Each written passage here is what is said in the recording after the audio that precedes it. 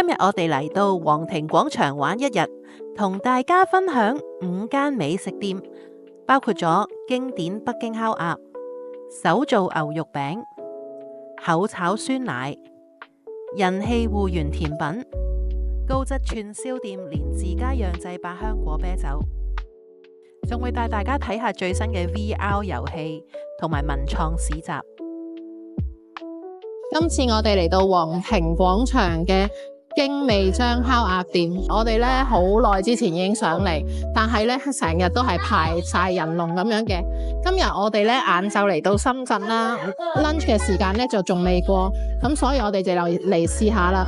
過咗1點啦，咁所以咧比較容易，等咗2張台就入到嚟啦。Hello 大家，咁我哋叫嘅2人餐咧就到咗啦。咁我哋喺2人餐，今日個2人餐咧就包括咗半隻北京填鴨啦，一個貝辣羊肉同埋一個椰菜花。咁呢個2人餐咧，我哋就喺大眾點評嗰度選購嘅，咁就係231蚊人民幣。咁你可以去嚟到餐廳之後咧，咁就選購。咁啲職員會教你點。如果你同佢講話想要2人餐咧，佢就會教你點樣喺大眾點評嗰度揀同埋俾錢㗎啦。首先試下一個貝辣羊肉先。首先呢個貝辣羊肉咧，佢就唔騷嘅食落去，而且好香口。咁雖然你見到好似好多辣椒咁，但係其實都只不過有少少辣味，一般人都食得到嘅。跟住我試下呢個椰菜花先，炒得好脆口，係好香口嘅菜式嚟嘅。北京填鴨啦，主菜嚟啦。咁我哋可以見到呢個北京填鴨佢嗰個薄餅咧係好新鮮，好熱辣辣咁樣。呢個皮本身咧係好薄嘅都，佢仲下邊都有個嘢助暖佢啦。咁我哋可以見到啲皮咧，佢呢度啲鴨咧係燒得晶瑩通透，個皮本身都紋路，我哋可以好清楚見到紋路啦。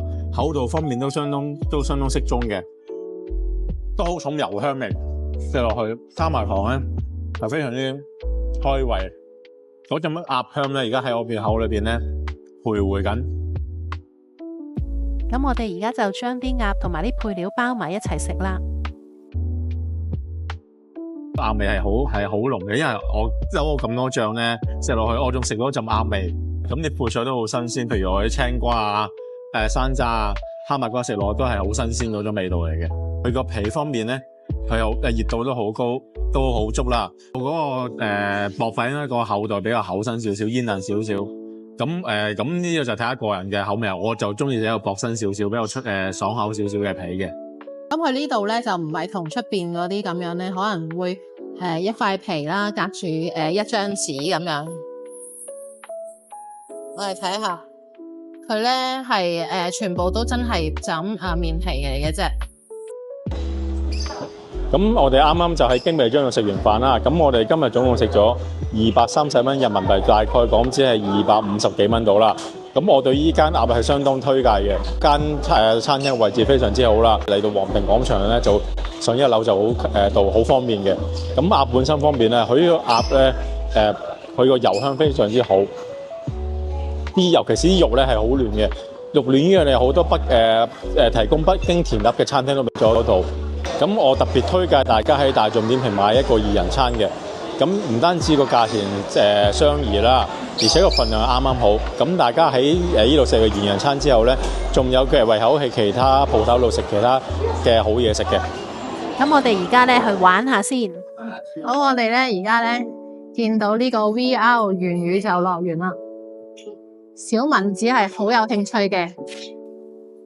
咁因為當日咧就唔係公眾假期，又唔係星期6日，咁個場咧係未有人喺度玩緊嘅。不過見到佢啲 game 咧都好新啦，好似好好玩咁。要68蚊呢一鋪機，其實都幾貴嘅。不過我哋今次都試下。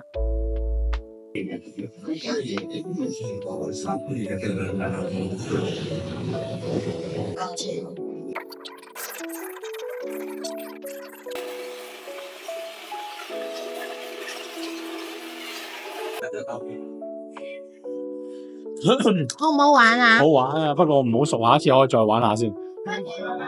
會唔會好暈啊？你頭先好揈喎。唔會啊。係啊。係啊。我唔該。皇庭廣場呢，而家多咗好多得意嘅商鋪，好似呢一間咁啊，係專係售賣呢得意嘅 IP 公仔產品嘅。咁啊，當日係有好多人呢喺度 shopping 緊，店裏面仲有好多夾公仔機嘅。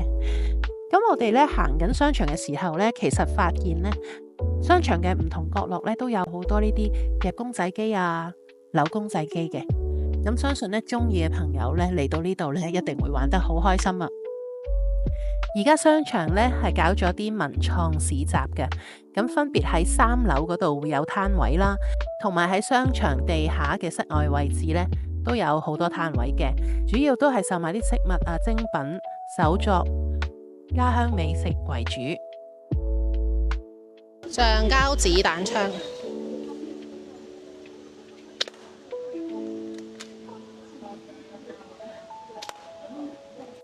最終小文只係贏到隻公仔嘅。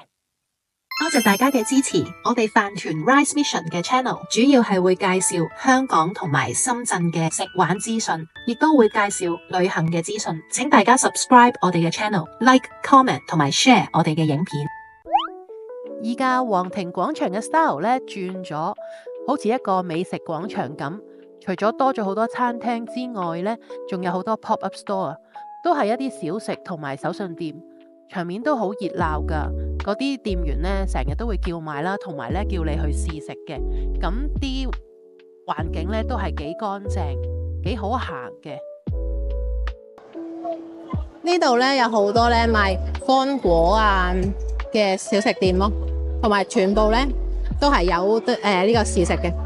你睇下呢個幾靚擺到。咁我哋都試咗3間鋪頭嘅。好似好靚咁喎，啲牛肉餅睇，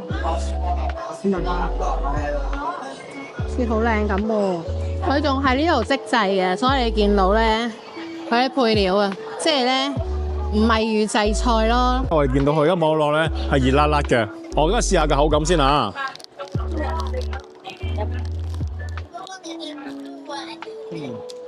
首先佢係好脆嘅，而且有仲好明顯嘅層次感嘅。因為我食過好香嘅，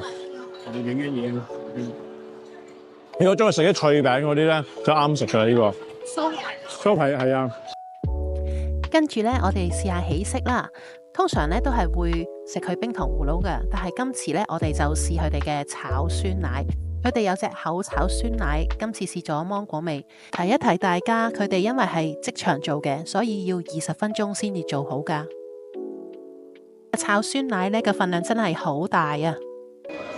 我哋見到本身呢個酸奶好厚身啊，上面除咗酸奶同芒果之後，仲有見到啲杏仁啊、花生粒啊、提子乾咁樣。咁我而家試下啦。好凍，唔識凍啊！酸酸咩幾得意，同埋最好就成班一齊食，因為成班一齊就開心好多。跟住我哋試咗呢間人氣甜品店千戶本鋪，佢係標榜用純正手工芋圓，只係用天然優質嘅食材。我哋叫咗呢個鮮炸椰皇冰芋圓燒，係店裏面其中一個熱銷產品嚟嘅。好重椰奶味，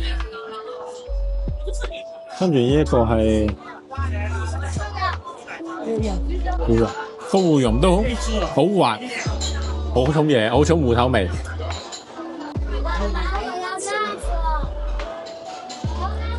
好彈牙呢個芋圓，有個芋圓嘅煙韌，再加冰嗰個咁，即係嗰個椰奶嗰種椰奶味，再加芋蓉嗰種綿密。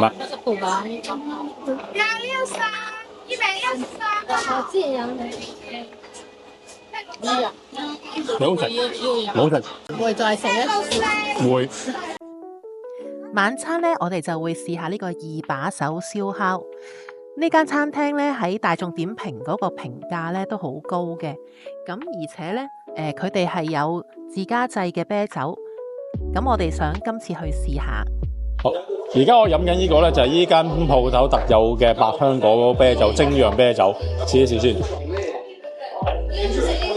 即係食到一陣好，飲到一陣淡淡嘅百香果味。令到原本苦嘅啤酒有啲少少甜甜酸酸味道，幾得意嘅，幾咁亦都令到我幾有開胃。好，咁我而家就試下依間鋪頭推介嘅公侯鴿肉。咁我都問過職員，呢隻其實就牛腩肉咁嘅，試試先。係筋肉相連，有啲彈牙，但係又唔係好腍咯，可能要咬多兩隻先食得到。跟住我就試下呢個鰻魚啦。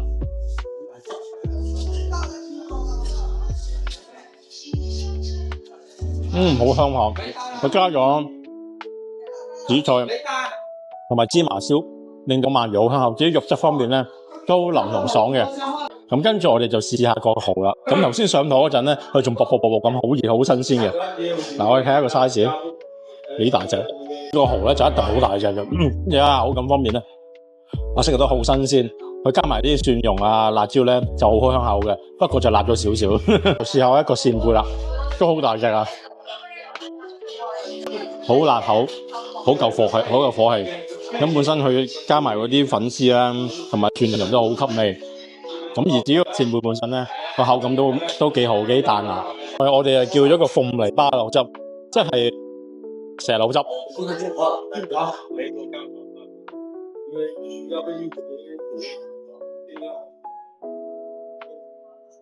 好香石榴味，而且食到啲果蓉。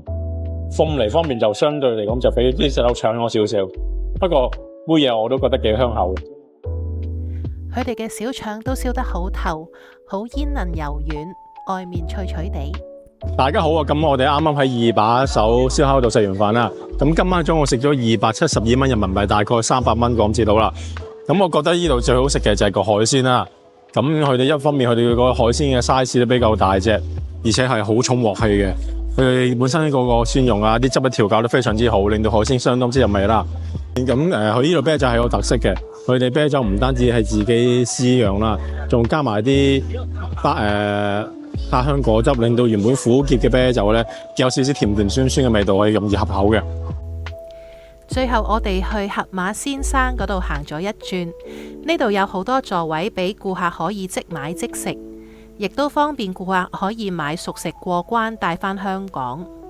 有燒肉啦、炸同焗嘅食物，有海鮮拼盤，呢度係90蚊嘅。燒烤包括咗燒羊架、燒元貝、燒蠔，仲有龍蝦仔，仲有唔同嘅串燒同埋燒魷魚。轉個關有手撕雞，39.9一隻，仲可以試食，睇下啱唔啱口味先買嘅。現場係有好多人買緊。滷水魚甲同埋紅燒魚甲就35.9一隻。脆皮香酥鴨30蚊一隻，即叫即斬，亦都係有好多人排緊隊買嘅。一盤盤嘅撈海鮮有唔同嘅 size 可以選擇。新鮮嘅蠔48.6隻，如果想即買即食嘅話，加工費就係1蚊一隻嘅，隻隻都有差唔多一隻手掌咁大。喺飲品部都有啲果汁係俾人試飲嘅，整體個場呢都係衛生乾淨嘅，台凳凳都幾整齊。不過呢度試食試飲呢，有部分係冇人睇住㗎，感覺就有少少唔衛生，咁大家要自己注意啦。皇庭廣場一日遊就講到呢度啦，都係一個近近地適合香港人消閒嘅地方。如果大家中意我哋嘅影片，希望 subscribe 同 like 去支持我哋啦，多謝。